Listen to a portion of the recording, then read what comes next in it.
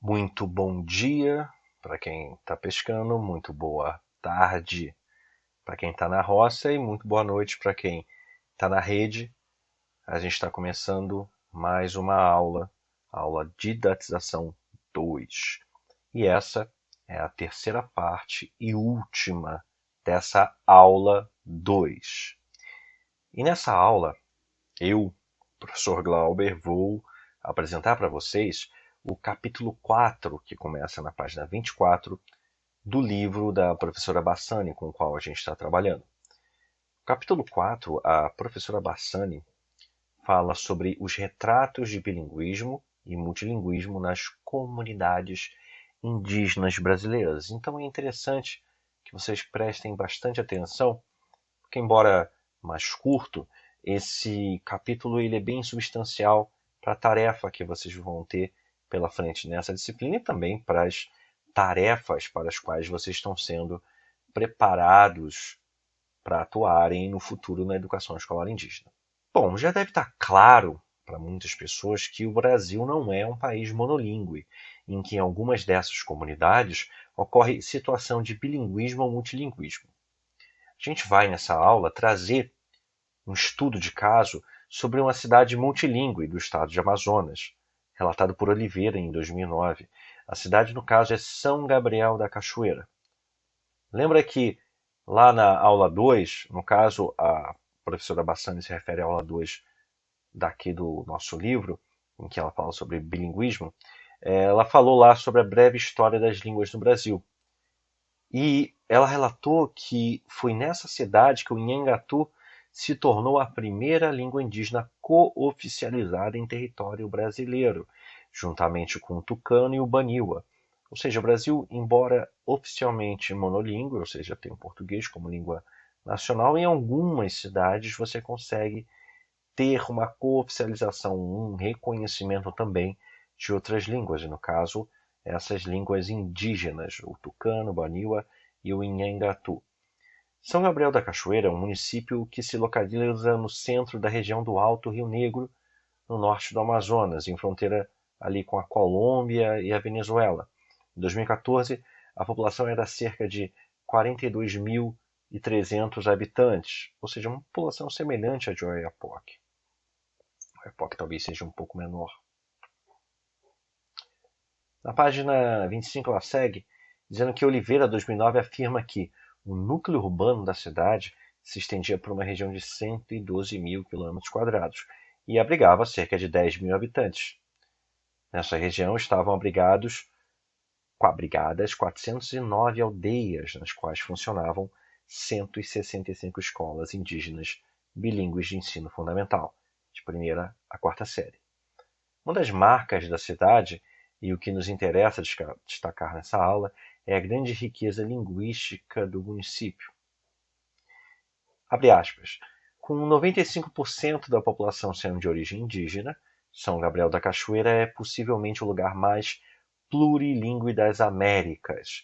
Um município de 112 mil km², maior que Portugal ou Santa Catarina, onde se falam 22 línguas indígenas, de 4 troncos linguísticos diferentes, Tupi-Guarani, Tucano Oriental, Macu e Aruac. Além disso, é possivelmente o único lugar no mundo em que o critério de casamento tradicional, no caso dos povos tucano, é linguístico, exogamia linguística. Um homem não pode se casar com uma mulher falante da mesma língua que ele. Ou seja, o critério do casamento é a diferença. E continua.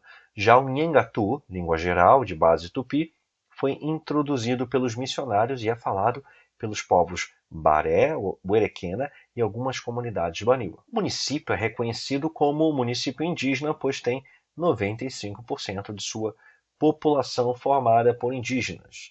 Um dos fatores causadores da grande diversidade linguística é o intenso fluxo de imigrantes, que deixam suas aldeias devido a conflitos internos ou porque buscam serviços básicos como mais escolarização ou atendimento de saúde.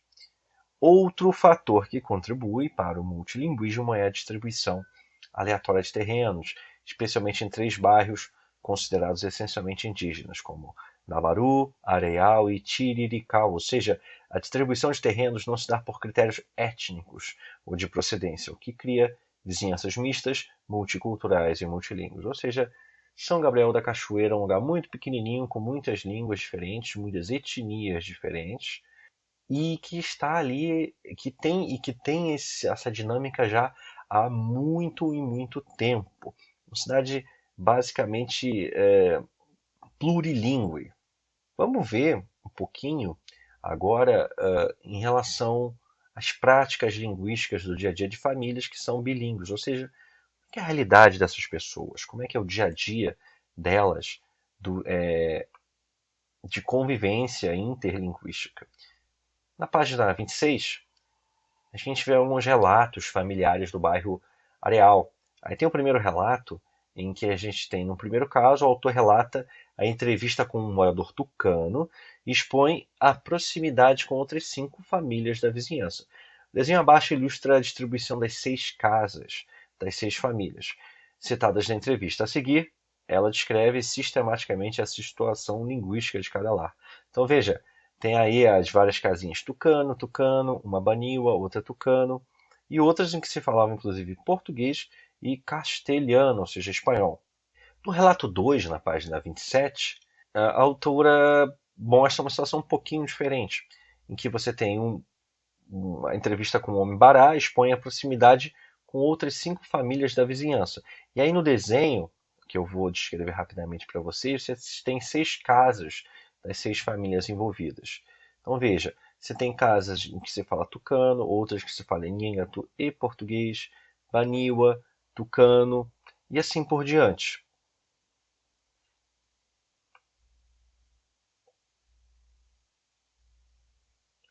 Então, na página 28, apesar das 2 vizinhanças exemplificadas acima, em que há uso de língua indígena para comunicação diária na maioria das casas, a continuidade de uso e transmissão da língua indígena é sempre um desafio.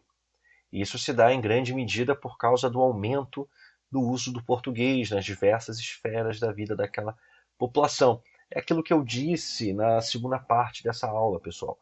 Uma língua, para ter vitalidade, precisa ter prestígio. Para ter prestígio, ela precisa ocupar o máximo de domínios de uso possíveis. O que são domínios de uso? São locais em que você usa a língua. Então, a igreja, a escola, as cartas, a mídia, os programas de TV, de rádio, de internet, assim por diante.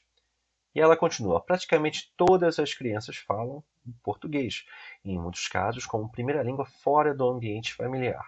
Ademais, muitos pais optam conscientemente por usar o português com seus filhos, porque acreditam que isso os integrará à sociedade nacional e assim pode livrá-los da discriminação étnica e promover maiores oportunidades. Aí essa atitude acaba por desfavorecer a sobrevivência e o desenvolvimento das línguas nativas. Por isso, a escola tem um papel fundamental no que se refere ao reconhecimento, à valorização e à manutenção do bilinguismo e multilinguismo, bem como da multiculturalidade local. Os diversos avanços alcançados pelos movimentos indígenas na região desde a década de 90 levaram à possibilidade de continuidade e reconhecimento das línguas indígenas. Hoje é instituído por lei que o município tem a tarefa de incentivar e conservar as línguas nativas através do ensino bilíngue. Então, a escola, mas não só a escola, tá bom, gente? Porque não basta a língua estar na escola se ela some das casas. O fato é que as casas geralmente são um núcleo mais interno e geralmente é o último que sobra após décadas, séculos de pressão de uma língua majoritária. Então, por isso que a gente tem que ir para além ali do círculo familiar, como se a gente formasse muros de proteção da língua. Então, o primeiro círculo de muro é a convivência familiar usando a língua, o segundo, na comunidade, o terceiro, na escola, o quarto, na mídia, na cultura, criar esse tipo de ocupação de espaço linguístico. Ela cita aqui na página 28 uma parte da legislação que diz o seguinte: capítulo 4 da política cultural e educacional do desporto e do lazer.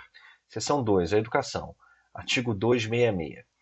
9. A língua portuguesa será veículo de ensino nas escolas de educação fundamental, assegurada às comunidades indígenas a utilização de sua língua materna e processos próprios de aprendizagem.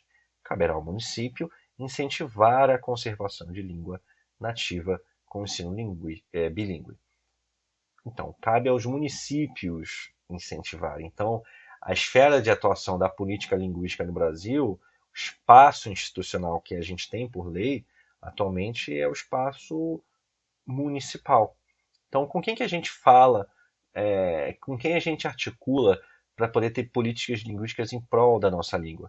Com os vereadores, com o prefeito, com os secretários municipais. E ela continua.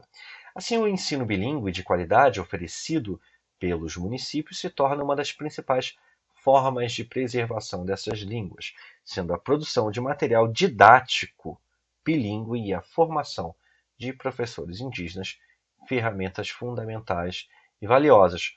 Por isso, gente, que aqui na licenciatura intercultural indígena a gente tem que prezar muito pela formação de professores em que a gente dê um ferramental teórico e prático para que os professores indígenas, atuando nas escolas indígenas, sejam capazes de produzir materiais didáticos que contemplem essas políticas.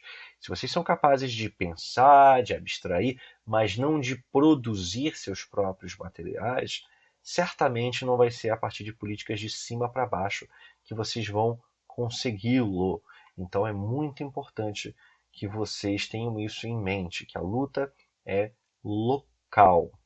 Gente, esse é o fim da segunda aula, esse é o fim da terceira e última parte dessa segunda aula. Eu vou preparar os exercícios que são a avaliação, a segunda avaliação referente a esse conteúdo que a gente está vendo. Assim que estiver disponível, eu envio para vocês, como a gente tem feito. E na semana que vem, a partir de segunda-feira, eu começo a soltar o material, as gravações referentes à terceira aula, que vai ser a minha última aula nesse curso. Então, gente, desejo a vocês um bom dia, uma boa tarde, uma boa noite e, sobretudo, bons estudos. Fiquem de olho no grupo, que em breve vocês vão ter disponível para vocês os exercícios. Até mais!